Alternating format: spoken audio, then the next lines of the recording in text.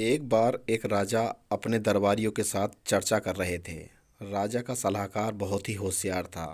चर्चा करते करते अचानक बात चतुराई पर होने लगी।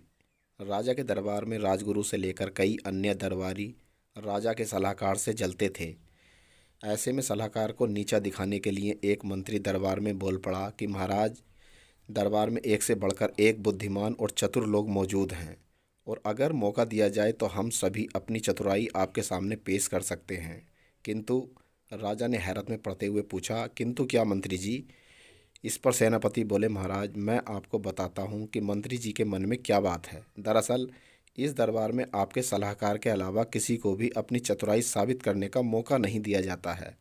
हर बार आपके सलाहकार की चतुराई का श्रेय ले जाते हैं, तो ऐसे में दरबार के बाकी लोग अपनी योग्यता कैसे दिखा सकते हैं?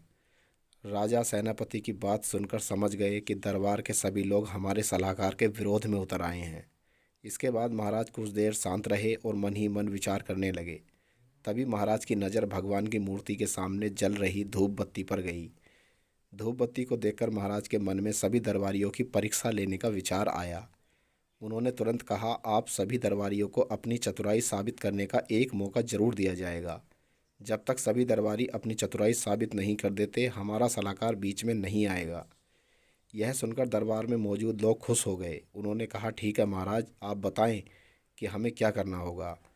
राजा ने धूप बत्ती की तरफ उंगली करते हुए कहा कि मेरे लिए 2 हाथ धुआं लेकर आओ। जो भी यह काम कर पाएगा उसे हमारे सलाहकार से अधिक बुद्धिमान समझा जाएगा।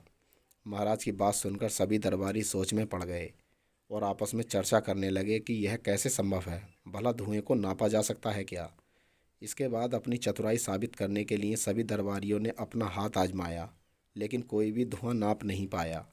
जैसे ही कोई धुएं को नापने की कोशिश करता, धुआं उनके हाथों से निकलकर उड़ जाता। जब सभी दरबारियों ने हार मान ली, तब उनमें से एक दरबारी बोला कि महाराज, हमारे हिसाब से धुएं को नापा नहीं जा सकता है।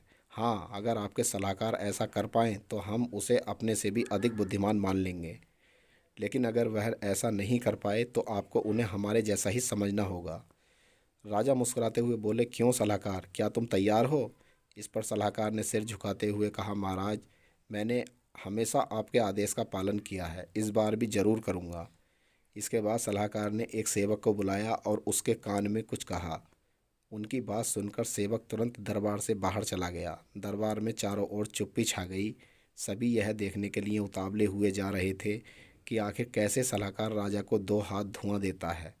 तभी सबकी नज़र सेवक पर पड़ी, जो शीशे की बनी 2 हाथ लंबी नली लेकर दरबार में वापस आया था। राजा के सलाहकार ने उस शीशे की नली का मुंह धूप बत्ती से निकलते धुएं पर लगा दिया। थोड़ी ही देर में शीशे की पूरी नली धुएं से भर गई और सलाहकार ने जल्दी से नली के मुंह पर कपड़ा लगाकर उसे बंद कर दिया और उसे महाराज की तरफ करते हुए कहा, महाराज, यह लीजिए 2 हाथ धुआं। यह देख महाराज के चेहरे पर मुस्कान आ गई और उन्होंने अपने सलाहकार से नली लेकर दरबारियों को की ओर देखा। सभी के सिर राजा के सलाहकार की चतुराई देखकर शर्म से नीचे झुके हुए थे। वहाँ कुछ दरबारी सलाहकार के पक्ष में भी थे। उन सबकी आंखों में सलाहकार के लिए सम्मान था। सलाहकार की बुद्धिमानी और चतुराई देखकर राजा बोले, अब तो आप लोग यह समझ गए होंगे कि हमारे सलाहकार की बराबरी करना संभव नहीं है। इसके जवाब में दरबारी कुछ भी न बोल सके और उन लोगों ने चुपचाप सिर झुका लिया।